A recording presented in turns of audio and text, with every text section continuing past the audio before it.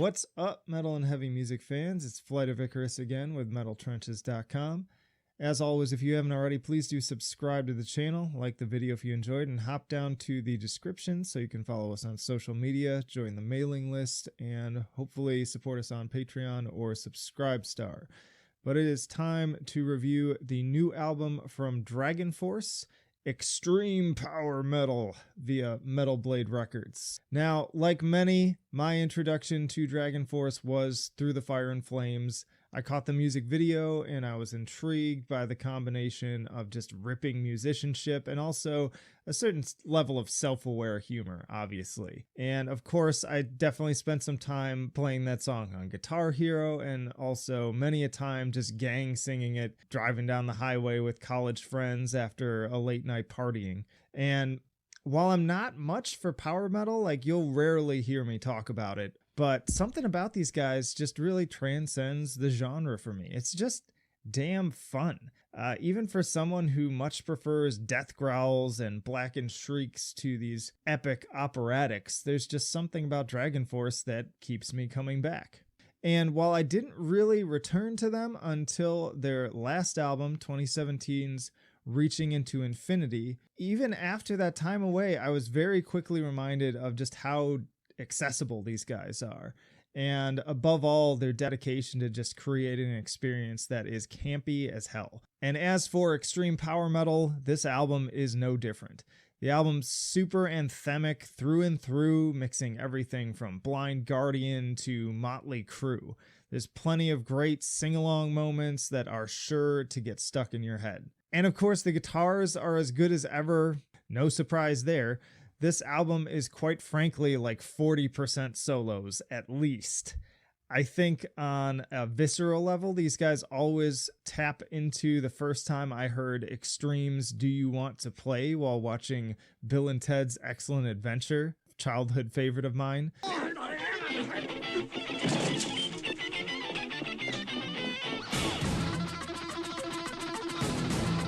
And even then, part of me just knew there was something special about this style of guitar work. And again, Dragonforce just really continue to bring that. Some of my favorite songs, Cosmic Power of the Infinite Shred Machine, really just like, in addition to just being a great song already, it turns into like a Sonic the Hedgehog casino level dance party somewhere in the middle, but still with the solos and the shredding that are sure to shred fingerprints clean off. And despite the Norse references to Skyrim on the track The Last Dragonborn, this one goes for some pretty weighty Eastern atmosphere, complete with regional instruments. It actually ends up sounding kind of like a high-budget anime soundtrack. This change seems to be, at least in part, due to the new keyboardist, Cohen Jansen, bringing some pretty new ideas, which is cool to see. Remembrance Day is also a standout with its seriously feel-good melodies and, yes, epic impact. I'm sorry to use such an overused word, but there really is no other way to describe it. Jaunty? It's a jaunty tune. Yes, jaunty. I'm going to go with that. Does this album get corny at times? Sure. And fuck, there's even a cover of My Heart Will Go On. Yes, the theme from Titanic. It fucking slaps. Big whoop. Want to fight about it? Does it rip? Yes. Is there heavier stuff I'd often prefer to listen to besides this? Yeah.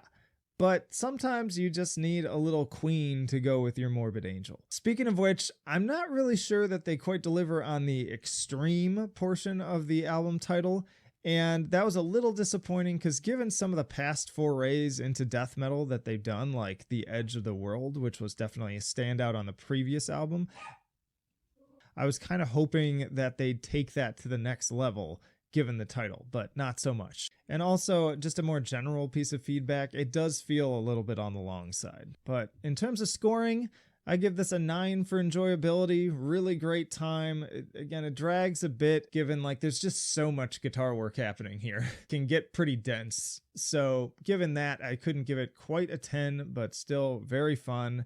I did give it a 10 for musicianship though. These guys just shred the hell out of this album like they always do. I really can't fault them for their musicianship. And in terms of innovation, I give them a 7.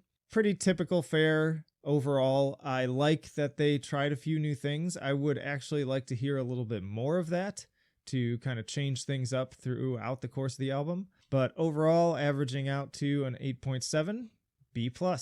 Solid stuff. If you just want like an all-out party of an album that wears its campiness and overindulgence on its sleeve, you can't really go wrong with this one. This is the album for you. As for everyone else, thankfully, there's plenty more extreme material to sink your teeth into right now, from the new Infant Annihilator to Migla. So stick around.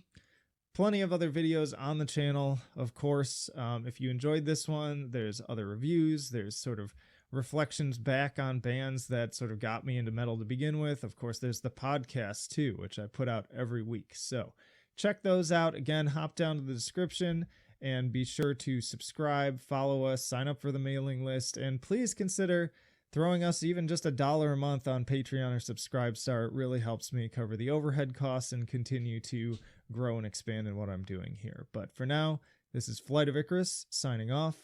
I will see you in the trenches.